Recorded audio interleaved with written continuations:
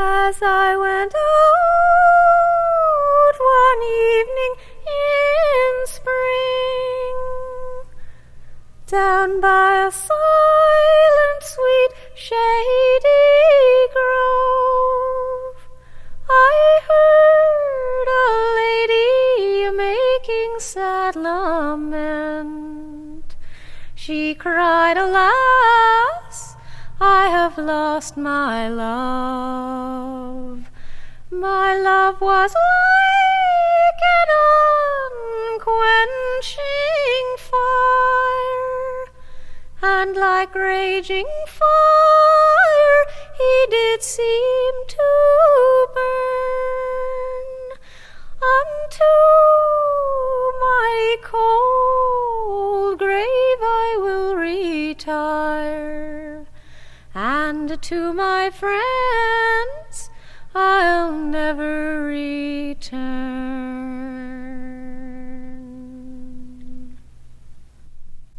Oh, as I went out one morning for to take the pleasant air, one cold drop of rain fell just as it happened. Now here's a chance for my love to meet.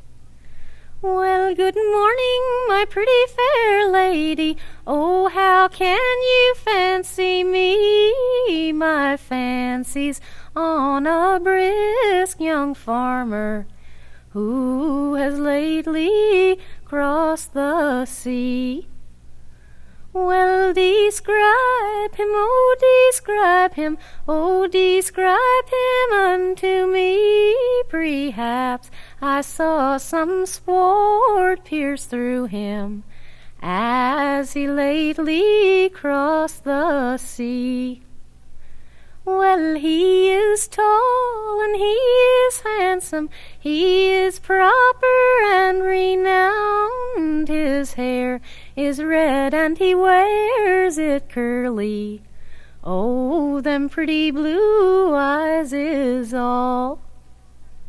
Yes, I saw him and I knew him, and his name was William Hall. I saw a French cannonball shot through him, and to death down he did fall. Oh, the screams of this fair lady, oh, the screams she did scream. Cheer up, my pretty fair damsel, for perhaps that I am him. And to convince you of my story, here's the gold ring I gave to you. This couple, they joined their right hands together, and to church they did go, and there they were lawfully married, whether their parents were willing or no.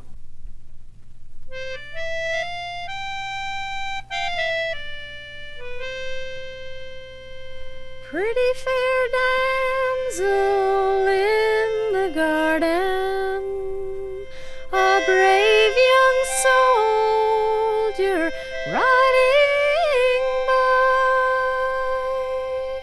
He stepped up to her all to view her, my pretty fair miss.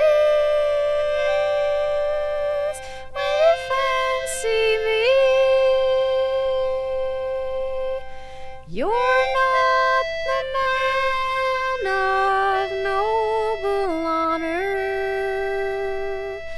You're not the man I've taken you to be, or you wouldn't impose on a single lady who your bride can never be. I've a true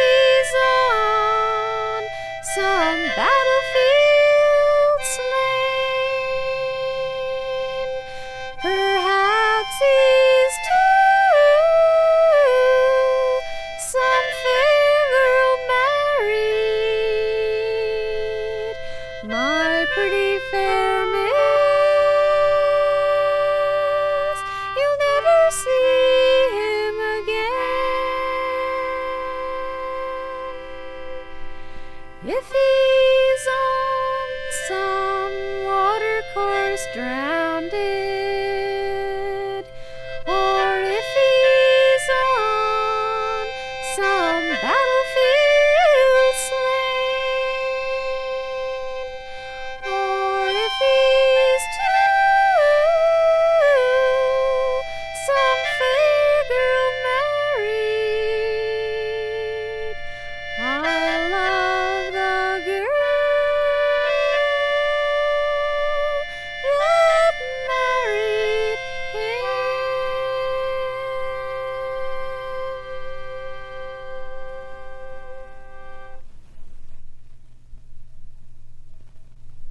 One evening late as they sat sparking, her brother James come over here. Says your courtships they will soon be ended, and will march you straight away to your grave. Early next morning as they arose, a game of hunting for to go, and on this young man they did prevail, that he might go away with them. They rode over hills and over valleys, and over land which was unknown. They rode till they come to the lonesome valley, and there they killed him dead alone. That evening late as they was returning, their sister asked for servant man. Says we've lost him in our game of hunting, and no more of him will you ever find. Late that night as she lay weeping, he appeared to her bed foot. Says your brothers have killed me with rush and cruel, and here I lie in a gore of blood. Early next morning as she arose and dressed herself in richery, says I'll ride to the end of the mountain and seek the object of my love. She rode over hills and over valleys and over land which was unknown. She rode till she come to the lonesome valley, and there she found him dead alone. His red rosy cheeks they had all faded, his lips were of a salty brine. She kissed them o'er and o'er, a-crying, "Oh, darling bosom friend of mine." Late that night as she was returning, her brothers asked where she had been. "Oh, hold your tongues, you deceitful villains, for dead alone you both shall hang." Early next morning as she arose, they fled across the deep blue sea. The waves they did overcome them, now they lie stinking in the deep. Once I did love with fond affection, indeed I called that boy my own, but then a dark-eyed girl betrayed me, and now he's left me all alone. There are but 3 things I wish for. They are my coffin, shroud, and grave, and when I'm dead, pray don't weep o'er me, or kiss the lips you have betrayed. So go and leave me if you want to. Never let me cross your mind if in your heart you love another. Go and leave me far behind. There are but 3 things I wish for. They are my coffin, shroud, and grave, and when I am dead, pray don't weep o'er me, or kiss the lips you have betrayed. On many a night while you lay sleeping, dreaming on your sports and all, oh, me, poor girl, did lie heartbroken, listening to the sad rain fall. There are but three things I wish for. They are my coffin, shroud, and grave, and when I'm dead, pray don't weep o'er me, or kiss the lips you have betrayed. Now when I see my babe a-smiling, it makes me think on your sweet face, but when I see my babe a-crying, it makes me think on my disgrace. There are but three things I wish for. They are my coffin, shroud, and grave, and when I am dead, pray don't weep o'er me, or kiss the lips you have betrayed.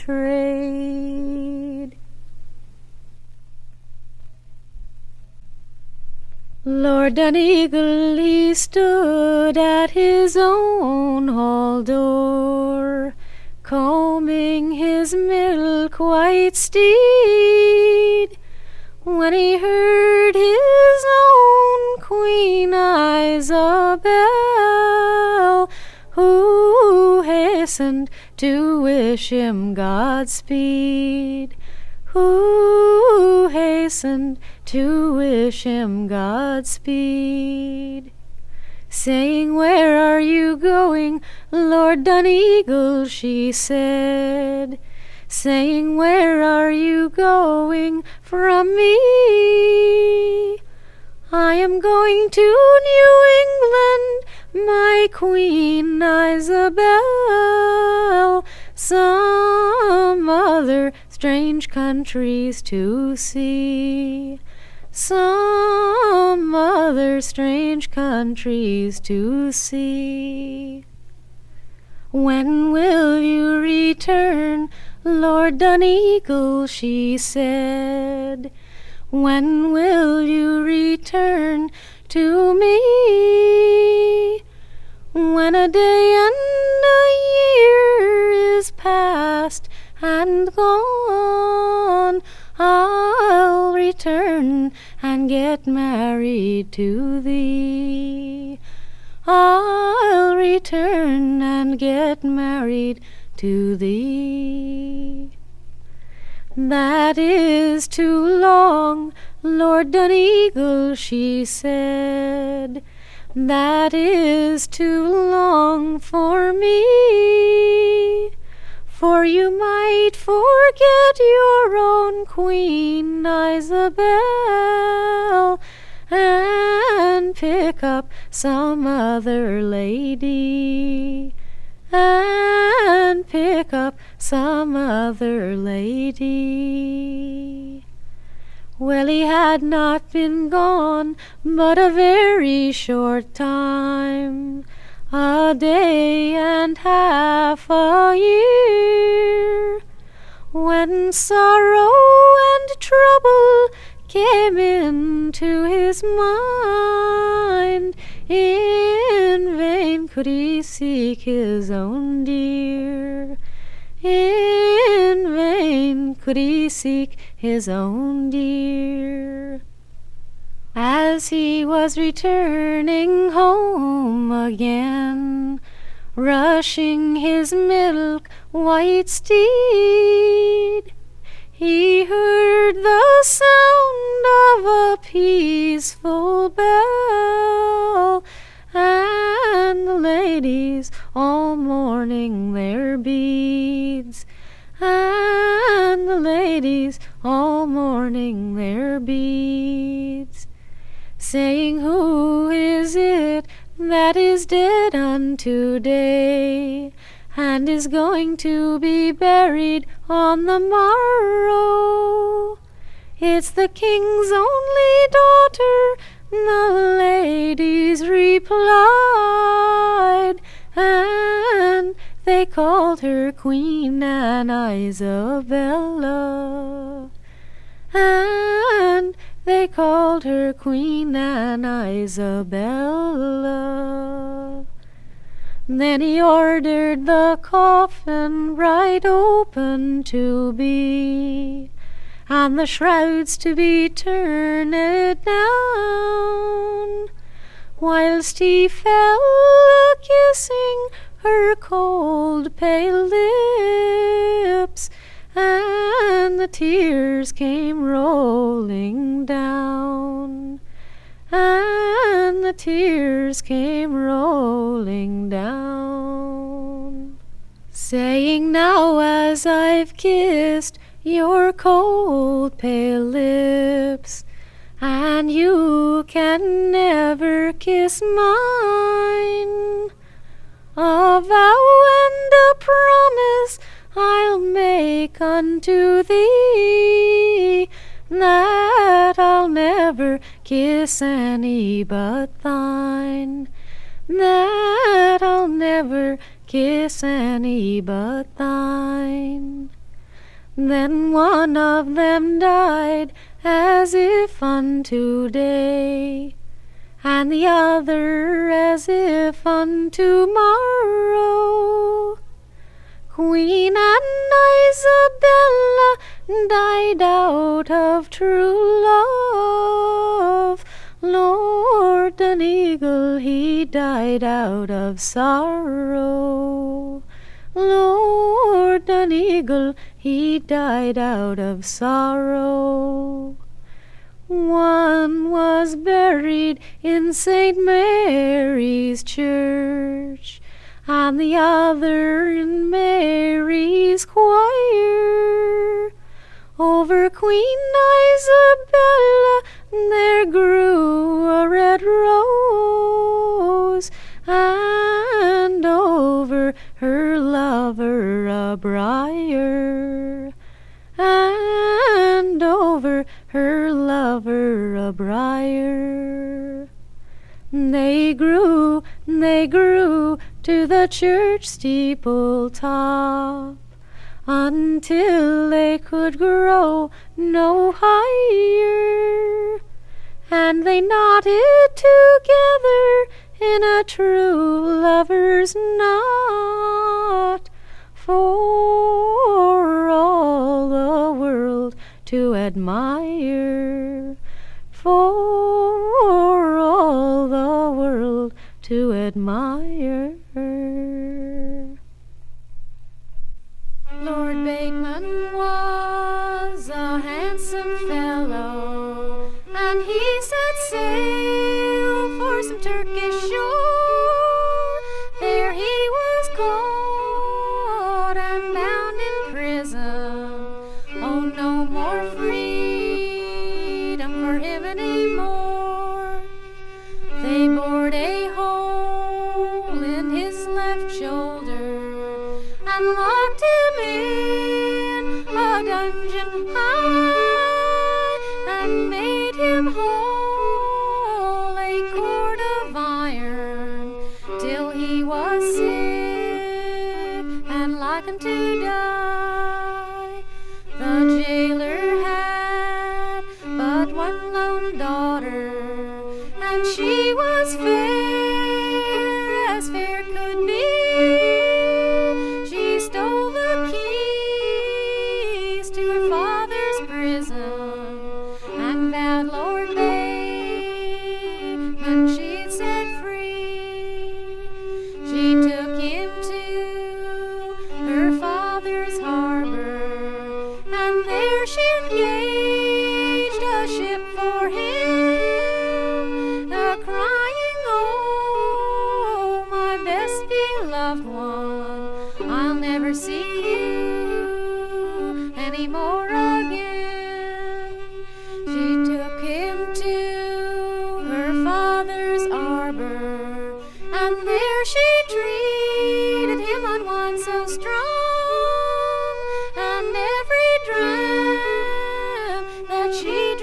with him, cried, "Oh Lord Bateman, if you was mine, 7 long years I'll make this bargain. Oh, 7 long years, and here's my hand.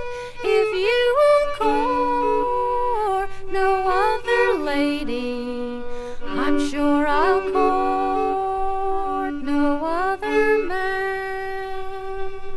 7 long years has passed and over. Oh, 7 long years, 1, 2, and 3. And that fair damsel stacked up her jewels and vowed Lord Bateman she'd go see. Well, she rode and she rode till she come to the castle, and there she knocked till she made it ring. Go out, my fine old servant, and see who's out that might come in. Oh, is this Lord Bateman's castle? And is Lord Bateman himself within? Oh yes, this is his castle. He's just today a bride brought in. Go tell him to send me a slice of his bread and a glass of his best wine so strong, and ask if he's forgotten the lady who set him free when he was bound. 7 long years I've been your servant. Oh, 7 long years, 1, 2, and 3. But at your gate stands the fairest lady that these 2 eyes has ever seen. She wears a gold ring on her finger, and under it, 1, 2, and 3, she wears more gold around her neck, sir, than it buy your bride and company. She asks you to send her a slice of your bread and a glass of your best wine so strong, and asks if you've forgotten the lady who set you free when you was bound. Lord Bateman jumped up from the table, and there he crashed, 1, 2, and 3, crying, "That fair lady at the gate, sir, oh, that fair damsel I'll go see. Today I married me an only daughter, and she is none of the worst to me. She come to me on a horse and saddle. Now she can go home and court so free." One bright summer's morning I chanced to go roving. Down in the meadow I joggled along. I heard an old man making sad lamentation. He was rocking a cradle and singing this song, singing, "E-I-O, sweet baby, lazy. Your own daddy might never be known. It's weeping and wailing and rocking a cradle and nursing a baby and the child not your own." Oh, when first that I married your innocent mother, I thought like a fool I was getting a wife. But for all that I loved her, she proved to be airy. She's turned out to be the torment of my life. Singing, "Ee-oh, sweet baby, lazy. Your own daddy might never be known. It's weeping and wailing and rocking a cradle and nursing a baby and the child not your own." So come all of you fellows who want to get married, just take my advice, leave the women alone. For by the law, Harry, if you ever marry, you'll be left with a baby that's none of your own. Singing, "Ee-oh, sweet baby, lazy. Your own daddy might never be known.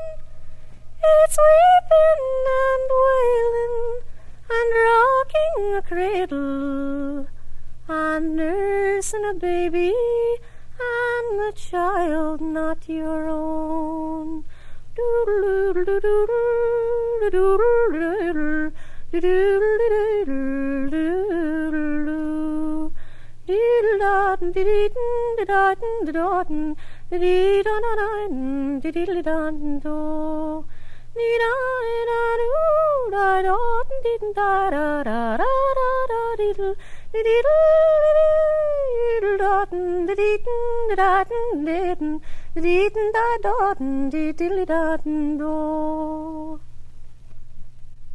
There was a lady lived in the West Country, and children she had 3.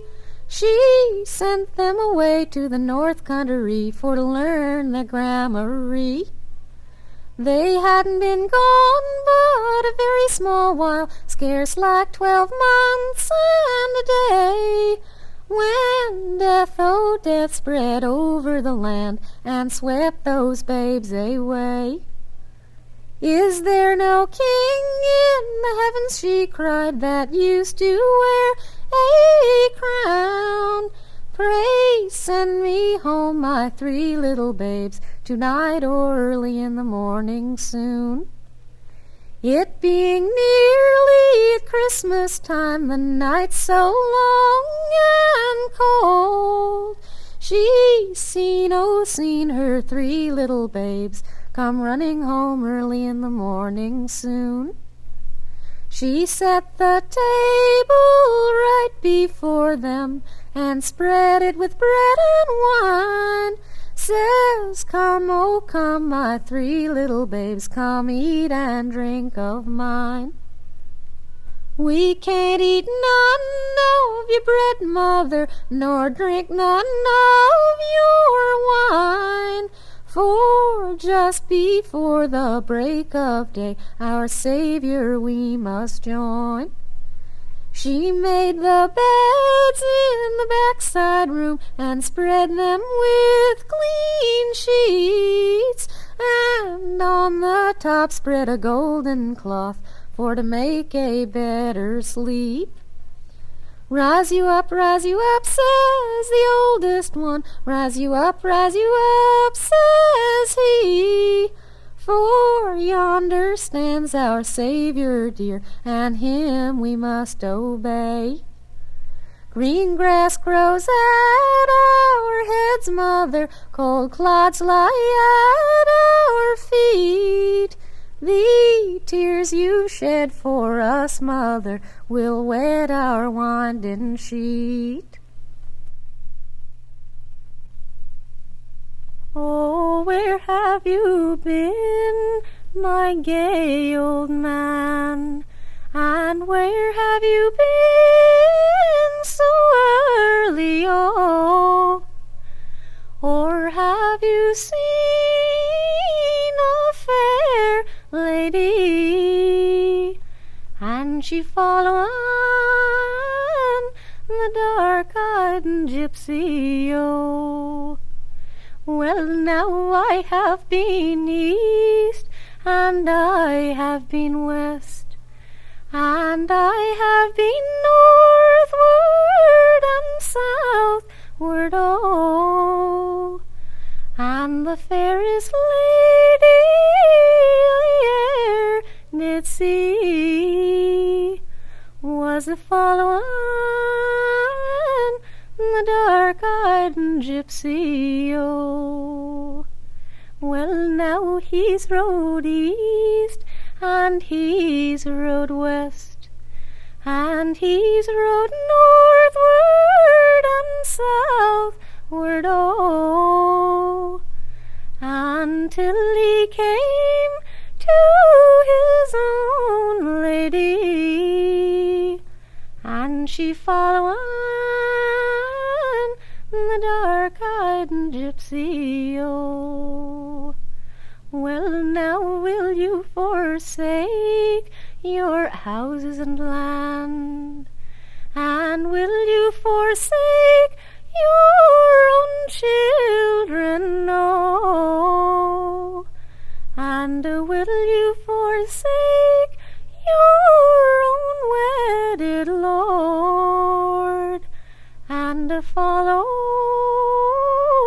that dark-eyed gypsy, oh. Well, now what do I care for my houses and land, and what do I care for my children, no, and what do I care for my own wedded lord? I'll follow the dark-eyed gypsy, oh. And she took the garments that she wore, and she's bound them up, oh, so handsome, oh. Sing, I'll eat the grass, and I'll drink the dew, and I'll follow the dark-eyed gypsy, oh. 'Tis of a king's daughter who was strayed from Cappoquin in the search of Lord Gregory. Pray God I'll find him. The wind beats at my yellow locks, the dew wets my skin, the babe is cold in my arms. Lord Gregory, let me in. Lord Gregory's not here, love, nor a henceforth can be seen, for he's run off to bonny Scotland to bring home his new queen. So leave now these windows, and likewise this hall, for it's deep in the sea you should hide your downfall. Who will shoe my babe's pretty feet? Who'll put gloves on his hands? And who'll tie my babe's middle with long and green band? Who will comb my babe's yellow locks with an ivory comb? And who'll be my babe's father till Lord Gregory comes home? I will shoe your babe's pretty feet, I'll put gloves on his hands, and I'll tie your babe's middle with a long and green band. I will comb your babe's yellow locks with an ivory comb, and I'll be your babe's father till Lord Gregory comes home. Do you remember, Lord Gregory, that a night in Cappoquin we changed rings off our fingers, and that was against my will? For yours was fine silver, love, and mine but blocked in. Yours a cost 1 guinea, and mine but 1 cent. And do you remember, Lord Gregory, that a night in Cappoquin we exchanged pocket handkerchiefs, and that against my will? For yours was fine linen, love, and mine but coarse cloth. Yours a cost 1 shilling, and mine but 1 groat. And do you remember, Lord Gregory, that a night in your father's hall, it's when you had your will of me, and that was the worst of all. So leave now these windows, and likewise this hall, for it's deep in the sea you should hide your downfall. Come and saddle me the black horse, the brown or the bay. Come and saddle me the best horse in my stable this day. And I will range over mountains and a valley so wide, and I'll find the Lass of Aughrim and lay down by her side.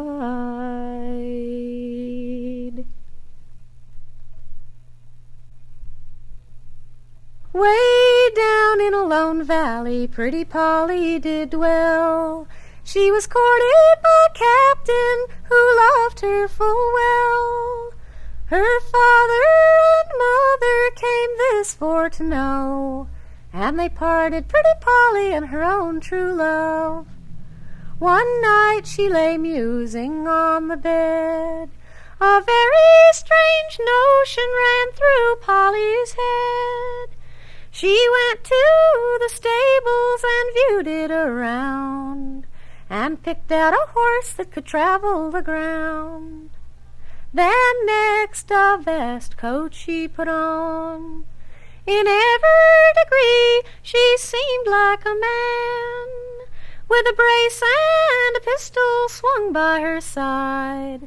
Like a United States soldier, pretty Polly did ride. She rode, till she come to the town, and there she put up at the sign of the Crown. The first one she met was an English, oh Lord. The next was a captain, pretty Polly's true love. What news from the country, what news do I hear? She handed him a letter from Polly, oh dear.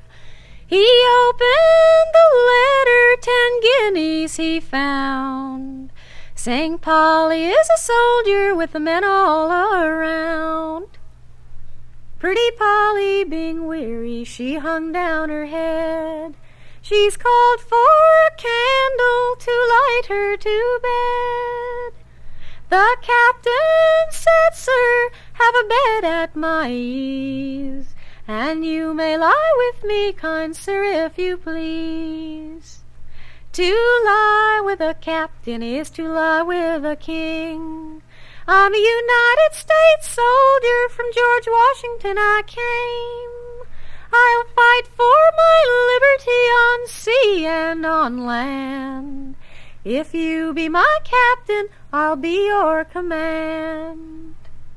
Pretty Polly is married, she lives at her ease. She goes when she gets ready, returns when she please. She's left her dear parents to grieve and to mourn, crying, Polly, oh Polly, when will you return?